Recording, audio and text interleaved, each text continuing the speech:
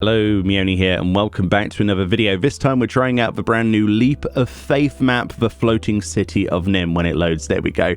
And yeah, this is basically the new backdrop for the new level, let's say, for Leap of Faith, the new gate in the gold saucer. And yeah, as you can see, it's in the sky, so we have to jump between these branches. Oof, there we go.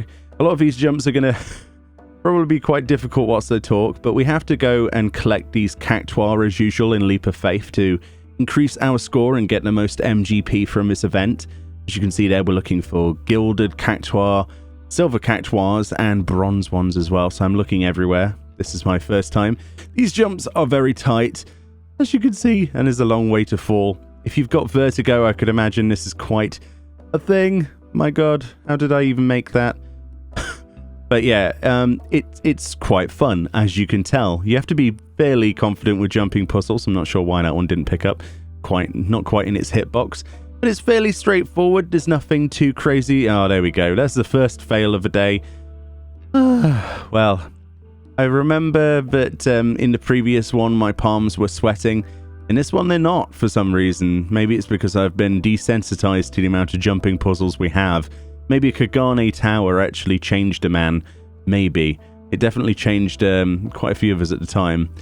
But yeah, it's fairly basic. But as you can see, the backdrop, being in the floating city of Nim, we actually get this beautiful, beautiful scene of basically the entirety of the game. The backdrop of Lenosha, you can see if you were to actually stand still, you can see like you can see all the way to Limsa Lominsa. A lot of people have been speculating that they might be adding flying to the old world.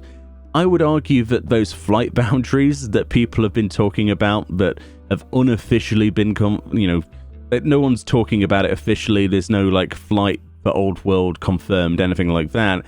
I would wager that the majority of that is probably due to the fact that this is now a thing. Maybe. But at the same time, they have upgraded a lot of the Lenoshan scenery and the game in general. If you look at places, there we go. Places like Mordona even, they've updated the skyline so that if you were to zoom out further, if you physically could, then a lot of that has now been sort of added to. There are new lakes in Lenosha, for example, that ordinarily you wouldn't be able to see because there's no zone there, right?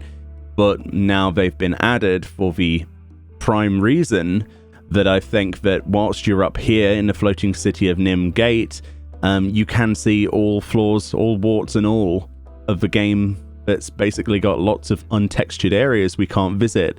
So I would wager that people jumping to the instant idea that we might be getting flying in old zones might be jumping the gun just a little bit. Oh my god, how did I miss that? I'm gonna have to walk all the way back. Might be jumping the gun just a little bit considering what we have here. It's fairly straightforward to me to understand that you don't want to introduce content like this, that, where you can see the entire world from here, basically all of Lenosha and Limsa in the distance.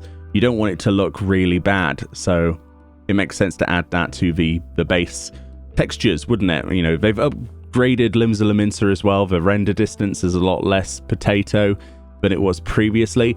It's all speculation though. I mean, they could totally be secretly planning to add flying to old zones, and that it wouldn't like drastically surprise me, but at the same time it's not something that I'm going to say, oh, that's definitely what's going to happen, because the more I look at it, the more I'm sort of putting two and two together, because Square Enix have a habit of creating solutions to things, like this new gate event where you can see everything from far away.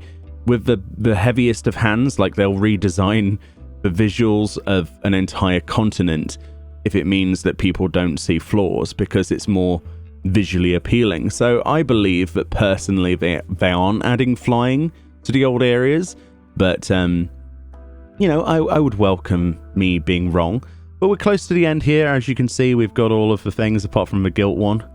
Trying to figure out where it is actually. Oh, is it really all the way up there? Let's see if I can do this in one. So that's a short jump. Oh, another short jump, but it's a bit bumpy, that one. Nearly missed. There we go. Easy mode. You see, you can tell. You can tell I'm a bit of a veteran when it comes to jumping puzzles. But yeah, if you're new to this, you might find that a bit difficult. But yeah, that's not bad. I quite enjoyed that. that's all of the statues done. But as you can see, oh no, let's not fall down there. Can I even get back up? That could be really bad news. Oh, no, there we go. But as you can see, they've added this beautiful skybox, basically full of terrain that's been actually added to the game. What a fantastic leap of faith that is. So, yeah, in short, I don't think that anything major is happening to the old world, other than they are simply trying to make it look prettier for stuff like this. I love things like this. Gate events are some of the best things they've added to the Gold Saucer, especially when they have instance content. It's a lot of fun to see lots of people fall to their doom. Anyway, let me know if you've managed to do the new Leap of Faith, if you enjoy it, if you get terrified of the heights, and I'll see you all next time.